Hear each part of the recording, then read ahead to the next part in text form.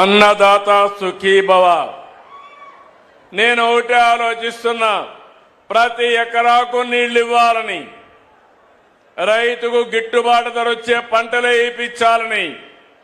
ప్రజల్లో కూడా ఆహారపు అలవాట్లు మారిపోయినాయి, వాళ్ళకు అవసరమైన పంటలు పండించాలని చెప్పి ఆలోచిస్తున్నాం.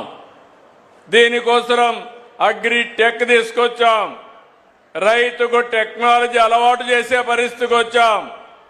తొందరలోనే ప్రతి రైతుకు కూడా ఇబ్బంది లేకుండా మీకు అందుబాటులో ఒక ఏఐ అగ్రానమీ అంటే అగ్రికల్చర్ ఎక్స్పర్ట్ మీ ఏఐ ద్వారా మీకు అందుబాటులో తీసుకొచ్చే బాధ్యత నేను తీసుకుంటానని చెప్పి కూడా నేను మీకు తెలియజేస్తున్నా. మొన్నే మీరు చూశారు, ఉండవల్లిలో బిల్ గేట్స్ వచ్చి టెక్నాలజీ మన వాళ్ళు ఎట్లా ఉపయోగిస్తున్నారో చూసిన తర్వాత చాలా ఆనందపడ్డాడు.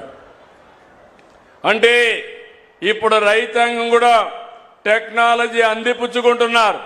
మైక్రో ఇరిగేషన్, బిందు సేద్యం, తుంపర్ల సేద్యం, ఇది నేనే ప్రారంభించా.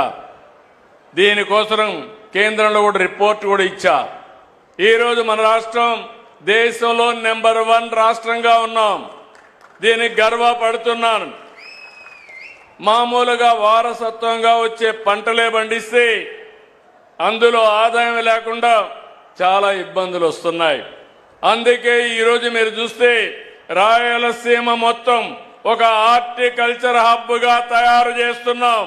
దాంట్లో భాగంగా వినుకొండను కూడా అభివృద్ధి చేసే బాధ్యత తీసుకుంటాం. ప్రతి ఒక్కడికి అన్నం పెట్టాలనే ఉద్దేశంతో మధ్యాహ్నం కానీ సాయంత్రం కానీ తెల్లవారి కానీ తిండి లేదు, అదే మరి ఆకలితో బాధపడుతుందనే పరిస్థితి రాకూడదని 5 రూపాయలకే ఈ రోజుట్లో మీకు భోజనం పెడుతున్నామంటే అది ఈ ప్రభుత్వం యొక్క విధానం.